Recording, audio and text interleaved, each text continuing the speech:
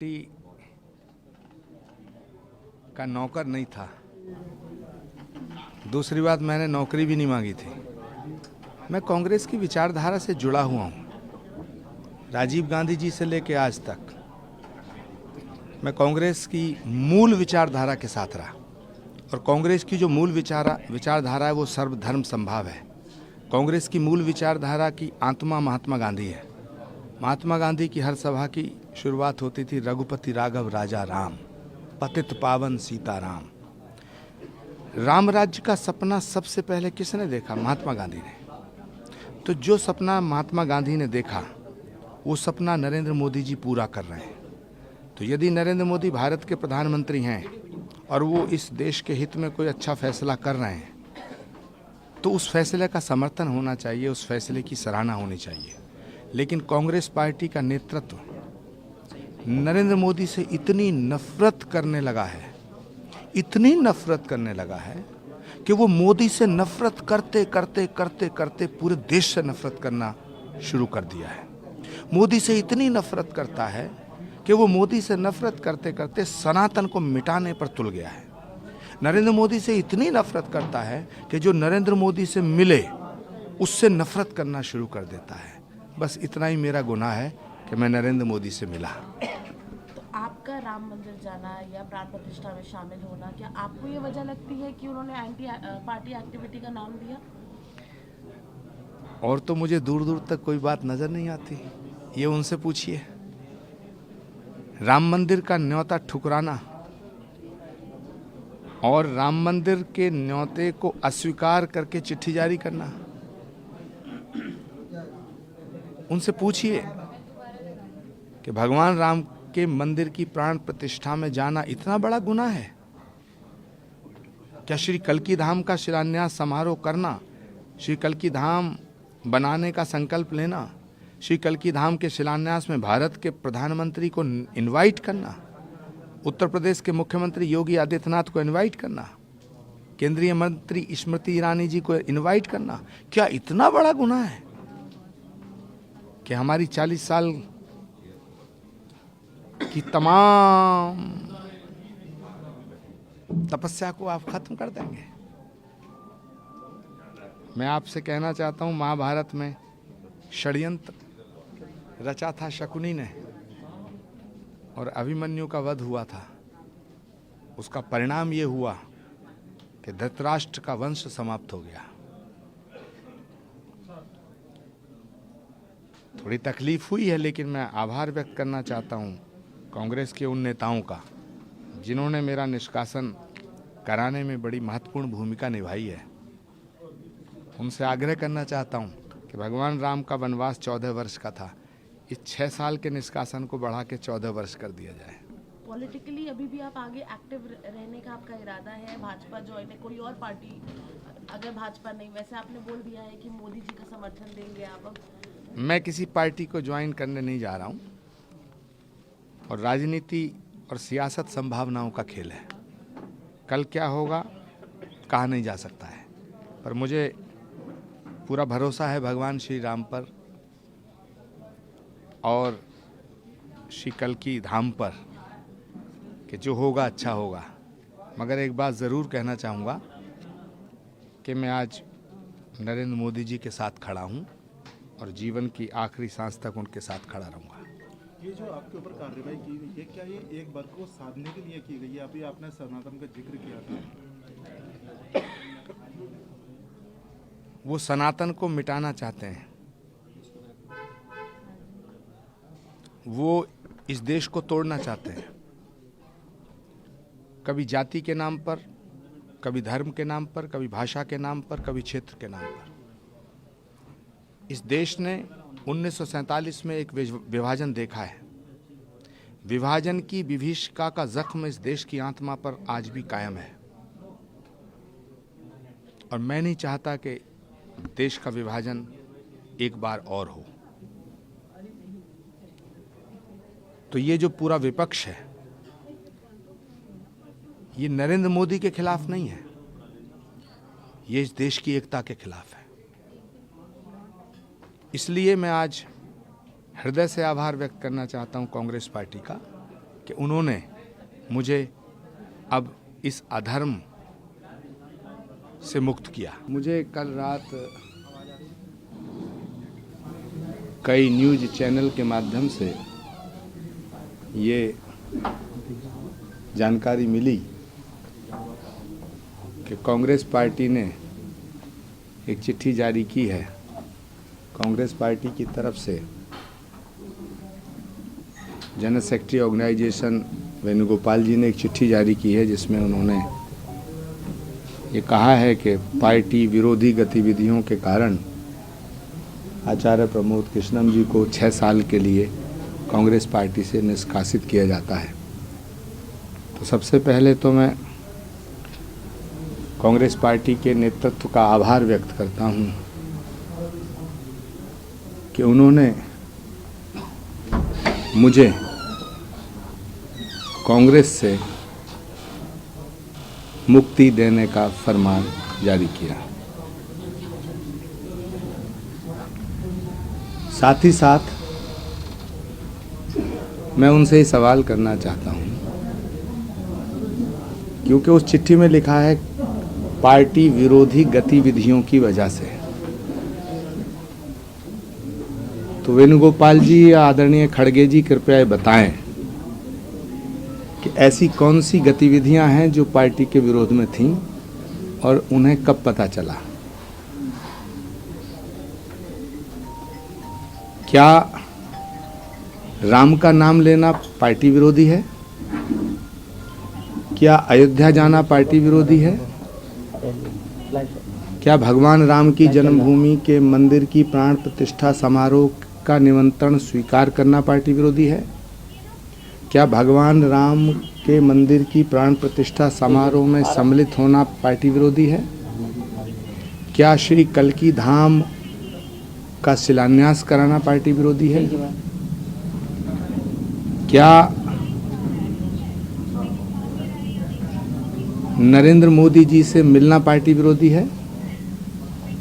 क्या उत्तर प्रदेश के माननीय मुख्यमंत्री योगी आदित्यनाथ जी को श्री कल्की धाम के शिलान्यास समारोह का निमंत्रण देना पार्टी विरोधी है? क्या भारतीय संस्कृति, संस्कार और सनातन की बात करना पार्टी विरोधी है?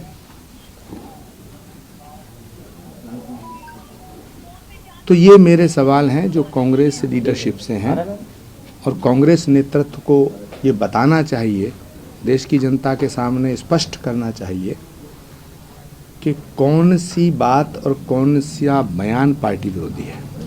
ये मेरी मांग है। दूसरी मेरी अभिलाषा है, मेरी प्रबल इच्छा है, भगवान राम को 14 वर्ष का वनवास दिया गया था, तो एक राम भक्त को 6 साल के लिए क्यों निकाला जा रहा है? इसको 14 वर्ष कर दिया जाए।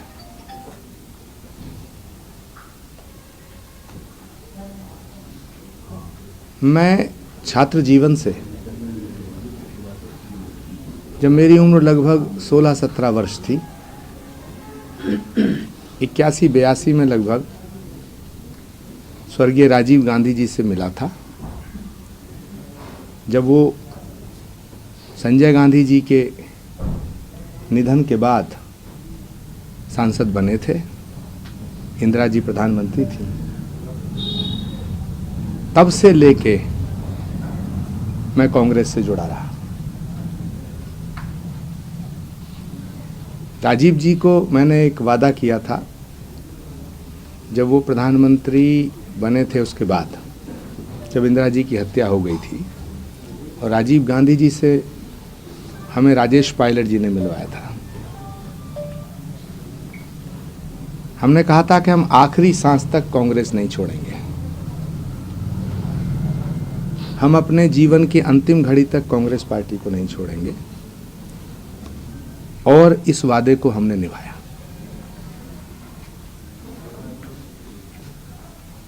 बहुत से ऐसे मोड़ आए, बहुत सी ऐसी बातें आईं, कांग्रेस पार्टी के बहुत से ऐसे फैसले थे जिनसे मैं सहमत नहीं था। धारा 370 हटाने का फैसला जब भारत के प्रधानमंत्री आदरणीय नरेंद्र मोदी जी ने लिया तो ये देश हित में फैसला था। कांग्रेस को इसका विरोध नहीं करना चाहिए था। इसी तरह 3 तलाक को हटाने का फैसला, यह हमारी मुस्लिम बहनों के हक में था, इसका पार्टी को विरोध नहीं करना चाहिए था। तीसरा, जब डीएमके के नेताओं ने कहा कि हम सनातन को मिटा देंगे, सनातन डेंगू है, मलेरिया है, कुष्ठ है, इसका समर्थन कांग्रेस को नहीं करना चाहिए था। बहुत से ऐसे मुद्दे आए। एक और बड़ा मोड़ आया जब भारत की नई संसद का उद्घाटन भारत के प्रधानमंत्री जी ने किया। उसका विरोध कांग्रेस पार्टी ने जब किया, जब कांग्रेस पार्टी के नेताओं ने उसका विरोध किया तो मैंने इस बात का समर्थन नहीं किया और मैंने ये बात कही कि भारत की संसद का उद्घाटन अगर भारत का प्रधानमंत्री नहीं करेगा तो क्या पाकिस्तान का प्रधानमंत्री करेगा। इन सब बयानों के बाद, इन सब बातों के बाद पार्टी के अंदर मुझे अपमानित करने का कार्य किया जाने लगा। मैंने अपमान के बहुत घूंट पिए, लेकिन पार्टी नहीं छोड़ी। कई बार मैं अपने आप से सवाल करता था कि इतना अपमान सह करके मैं कांग्रेस में क्यों हूं। लेकिन मुझे राजीव गांधी जी को मैंने जो वचन दिया था वो आड़े आता था, इसलिए मैंने पार्टी छोड़ने का फैसला नहीं किया। दूसरा, मैंने सोचा कि जो शख्स अपनी दादी, अपनी माँ, अपने पिता के साथ सुख दुख में खड़े रहने वाले नेताओं की इज्जत नहीं करना जानता, जो नेता इंदिरा जी के साथ रहे, जो नेता राजीव गांधी जी के साथ रहे, जो नेता सोनिया जी के साथ रहे, गुलाम नबी आज़ाद से लेके कमलनाथ तक, भूपेंद्र हुड्डा जी से लेकर के दिग्विजय सिंह जी तक, आनंद शर्मा तक, ये वो लोग हैं जो इंदिरा जी के साथ भी रहे, राजीव गांधी जी के साथ भी रहे और सोनिया गांधी जी के साथ भी रहे। ये वो लोग हैं जिन्होंने राहुल गांधी जी को उंगली पकड़ के चलना सिखाया। भारत की संस्कृति है, भारत की सभ्यता है कि हम अपने बुजुर्गों का बड़ा सम्मान करते हैं, हम अपने पूर्वजों को बड़ी इज्जत देते हैं। मैंने सोचा, मैंने सवाल किया अपने आप से कि जो व्यक्ति इतने बड़े बड़े नेताओं की इज्जत नहीं करता है, तो फिर यदि मुझको अपमानित किया जा रहा है तो ये कौन सी बड़ी बात है।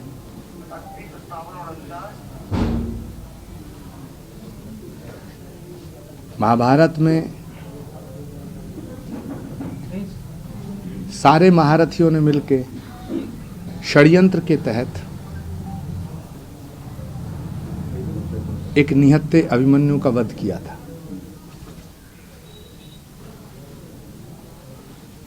उसका परिणाम इतिहास में दर्ज है। सवाल आचार्य प्रमोद कृष्णम के निष्कासन का नहीं है, सवाल इस बात का है कि वो कांग्रेस जो महात्मा गांधी की कांग्रेस थी, वो कांग्रेस जो सुभाष चंद्र बोस पंडित जवाहरलाल नेहरू, मौलाना आज़ाद और इंदिरा गांधी की कांग्रेस थी, आज उस कांग्रेस को किस रास्ते पे ला करके खड़ा किया गया है। क्या कांग्रेस में रहने का मतलब है कि हमें चमचागिरी करनी ज़रूरी है? क्या कांग्रेस में रहने का मतलब है कि हमें झूठ बोलना ज़रूरी है? क्या कांग्रेस में सिर्फ वो रह सकते हैं जो सनातन को मिटाने की बात करें? क्या कांग्रेस में सिर्फ वो रह सकते हैं जो राम का अपमान करें? क्या कांग्रेस में सिर्फ वो लोग रह सकते हैं जो हिंदू धर्म को और हिंदू आस्था को ठेस पहुंचाने का काम करें? क्या कांग्रेस में सिर्फ वो लोग रहेंगे जो हिंदुओं की आस्था को रोज ठेस पहुंचाने का काम करेंगे? मैं आपके माध्यम से ये साफ कर देना चाहता हूं कि राम और राष्ट्र पर समझौता नहीं किया जा सकता है। निष्कासन बहुत छोटी चीज है। हम अपने प्राणों को भी न्यौछावर करने के लिए तैयार हैं, लेकिन राष्ट्रीय अस्तित्व, राष्ट्रीय अस्मिता और सनातन पर कोई समझौता नहीं किया जा सकता है।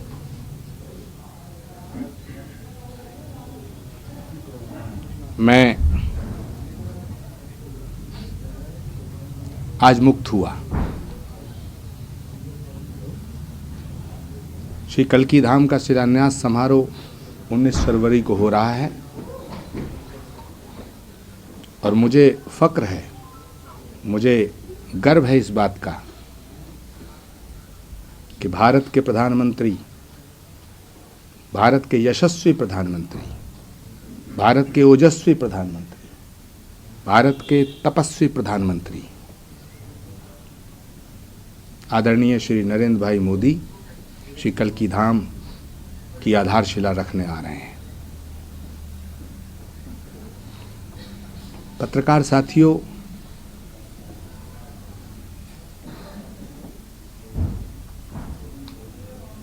सवाल इस देश के भविष्य का है।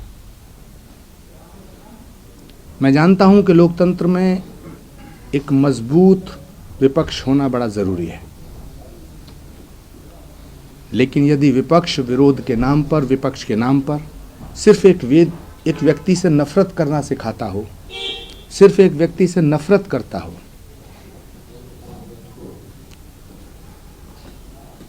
तो देश का लोकतंत्र खतरे में पड़ता है।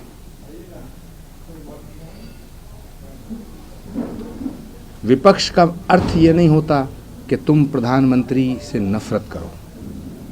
मौजूदा जो विपक्ष है, ये मुझे अफसोस के साथ कहना पड़ रहा है कि ये नरेंद्र मोदी से इतना नफरत करता है, इतना नफरत करता है कि नरेंद्र मोदी से नफरत करते करते करते करते ये भारत से नफरत करने लगा है।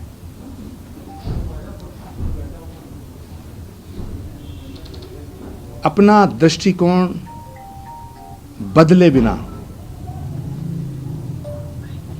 इस देश के लोकतंत्र को नहीं बचाया जा सकता है।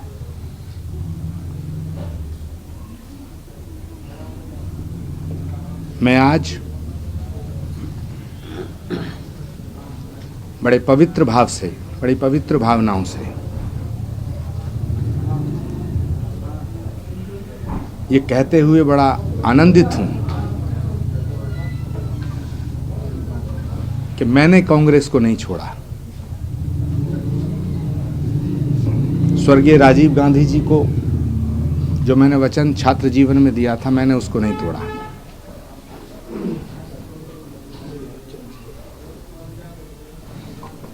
लेकिन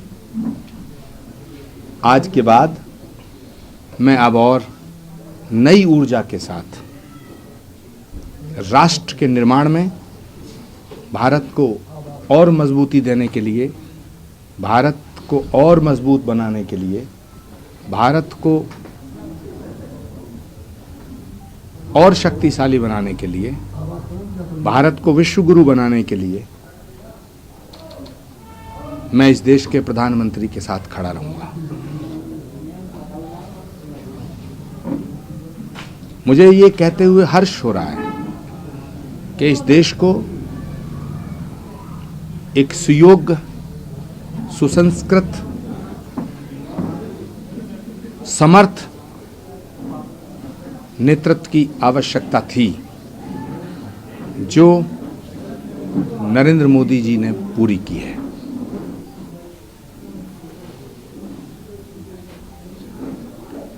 मैं उत्तर प्रदेश के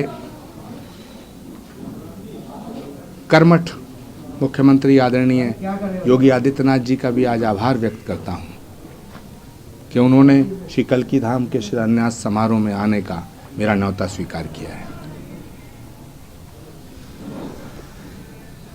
कल क्या होगा ये किसी को नहीं पता, लेकिन मैं इतना अवश्य कहना चाहता हूं कि 16-17 साल की उम्र में मैंने जो वचन राजीव गांधी जी को दिया था वो आज तक निभाया है, और आज इस उम्र में एक संकल्प ले रहा हूं कि मैं आजीवन नरेंद्र मोदी के साथ खड़ा रहूंगा। मैंने अपनी बातों को बड़े पवित्र भाव से रखा है। मैं कांग्रेस के उन सभी नेताओं का आभार व्यक्त करना चाहता हूं जिन्होंने श्री कल्की धाम का समर्थन किया, जिन्होंने मेरे प्रति सादर सम्मान व्यक्त किया, जिन्होंने मेरा सम्मान किया। कांग्रेस पार्टी में आज बहुत मायूसी की लहर है। हर कोई नेता पूछ रहा है कि आचार्य प्रमोद कृष्णम का कसूर क्या था। क्या आचार्य प्रमोद कृष्णम का कसूर ये है कि वो राम मंदिर के प्राण प्रतिष्ठा समारोह में गए? क्या आचार्य प्रमोद कृष्णम का कसूर ये है कि वो नरेंद्र मोदी जी से मिले? या आचार्य प्रमोद कृष्णम का कसूर ये है कि वो योगी आदित्यनाथ जी से मिले? मैं उन सभी नेताओं का आज आभार व्यक्त करना चाहता हूं जिन्होंने कांग्रेस पार्टी में रह के मेरा साथ दिया। लेकिन मैं सभी नेताओं से आज आपके माध्यम से एक बात कहना चाहता हूं कि जो शख्स अपनी मां और अपनी बहन की इज्जत नहीं कर सकता, वो इस देश का सम्मान क्या करेगा? जो शख्स अपनी विरासत को संभाल नहीं सकता, वो भारत को कैसे संभाल पाएगा? सब अपनी अपनी जगह सोचें, चिंतन करें। राजनीति छोटी है, राष्ट्र बड़ा है। हम एक दिन सब मिट जाएंगे, लेकिन ये राष्ट्र नहीं मिटना चाहिए, ये भारत नहीं मिटना चाहिए। मैं कांग्रेस पार्टी के उन नेताओं का भी आज आभार व्यक्त करता हूं जिन्होंने कांग्रेस से मुझे मुक्त करने की चिट्ठी जारी की है। बहुत बहुत धन्यवाद। अब ये माना जाए कि आपके नई पारी बीजेपी साथ शुरू हो गई।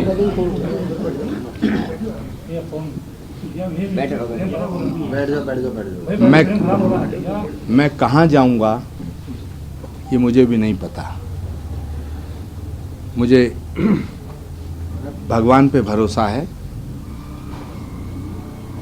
वो जहां मुझे भेजेगा मैं वहां जाऊंगा।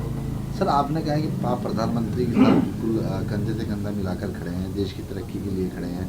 माना जा सकता है कि जिस तरह से आपने राजीव गांधी जी को वचन दिया था, अब मोदी जी को दिया जा रहा है, तो ये साकार होगा पूरा? आप बीजेपी का मैं नरेंद्र मोदी जी के साथ हूं और नरेंद्र मोदी देश के साथ है। सर, आप लंबे समय कांग्रेस में रहे हैं, आप सीनियर पद पे रहे हैं। अब इतना लंबा अरसा गुजरने के बाद बहुत सारे दोस्त भी हो गए। जैसे कांग्रेस पार्टी ने कल अपना फैसला सुनाया, उसके बाद क्या लगता है कि कांग्रेस में भगदड़ मचेगी? मचेगी क्यों, मच रही है। गुलाम नबी आज़ाद, कपिल सिब्बल, ज्योतिरादित्य सिंधिया, सुष्मिता देव, अशोक तंवर, जितिन प्रसाद, आरपीएन सिंह, ये सब वो लोग हैं जिनकी रगों में कांग्रेस का खून बहता था। इनका लहू कांग्रेसी था। ये पैदाइशी कांग्रेसी लोग हैं। ये क्यों गए सब छोड़ के? ये सब इसलिए गए क्योंकि नेतृत्व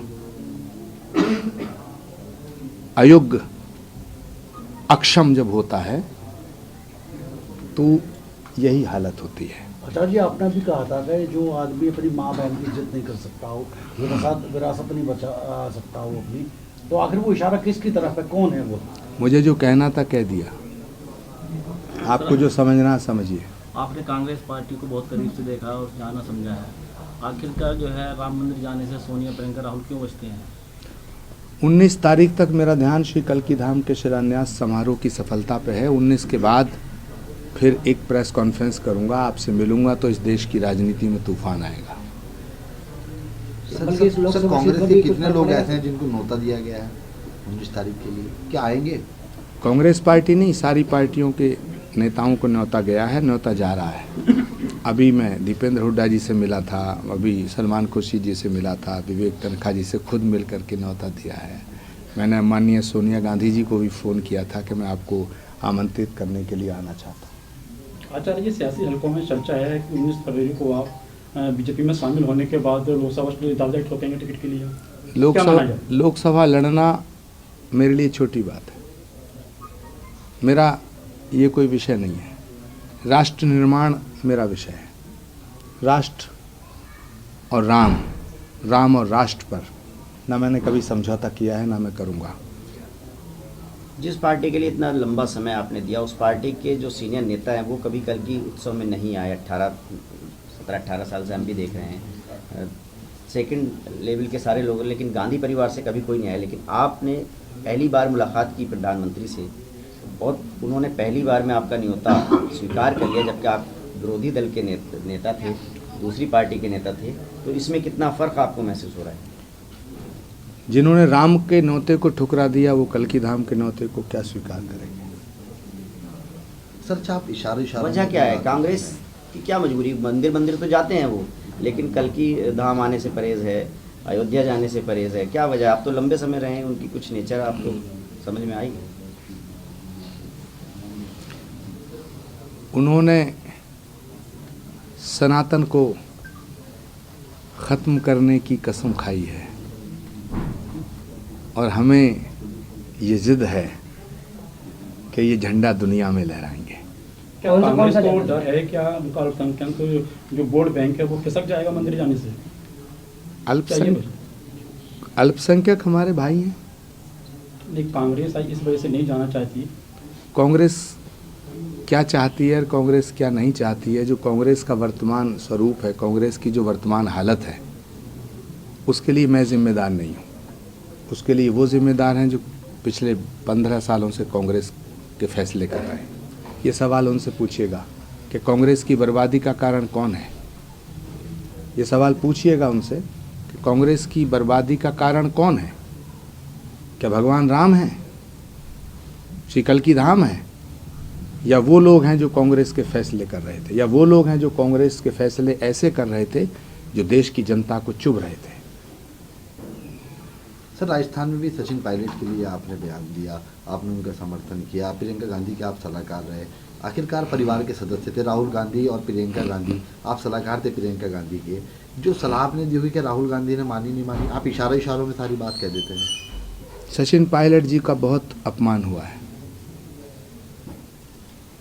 लेकिन भगवान शिव की तरह वो जहर पिए जा रहे हैं। उसी तरह प्रियंका गांधी जी की बड़ी तौहीन हो रही है। जब ऑल इंडिया कांग्रेस कमेटी के पदाधिकारियों की लिस्ट जारी हुई तो देश की आज़ादी के बाद आज तक किसी भी पदाधिकारी के सामने ये नहीं लिखा गया जो प्रियंका गांधी जी के सामने लिखा गया। आप पूछिएगा प्रियंका जी से कि क्या वो इस फैसले से खुश हैं। उनके आगे लिखा गया कि Priyanka Gandhi general secretary without any portfolio, यानी आप जनरल सेक्रेटरी हैं लेकिन कोई काम नहीं करेंगी। पूछिए उनसे, पूछिए प्रियंका गांधी जी से कि आज राहुल गांधी जी की यात्रा चल रही है 1.5 महीने से, उसमें क्यों नहीं जा रही। तो सवाल इस बात का है कि ये जो अपमान किया जा रहा है उनका और बाकी लोगों का, ये किसके इशारे पर हो रहा है? क्योंकि हमारे अध्यक्ष जी तो रबड़ स्टैंप हैं। सर आपको तो निष्कासित कर ही दिया है, क्या सचिन पायलट या और जो कांग्रेस के जिनके आप करीबी रहे हैं उनकी भी घड़ी आपकी तक पहुंचेगी? सर इशारों में नहीं बताना, खुल के बोल देना थोड़ा। मैंने जो कहना था कह दिया। मैं व्यक्तिगत और बातें नहीं करना चाहता। मेरा आपसे निवेदन है कि व्यक्तिगत सवाल ना पूछें। ठीक है सर। 19 फरवरी के बाद फिर हम मिलेंगे हाँ ठीक। और फिर आप जो मर्जी सवाल पूछना। 19 फरवरी के बाद की पत्रकार वार्ता का इंतजार करिएगा। कांग्रेस में क्या क्या होता है, कांग्रेस में क्या क्या हो रहा है, कांग्रेस में कौन कौन क्या क्या कर रहा है, इस पर मैं सब बात करूँगा।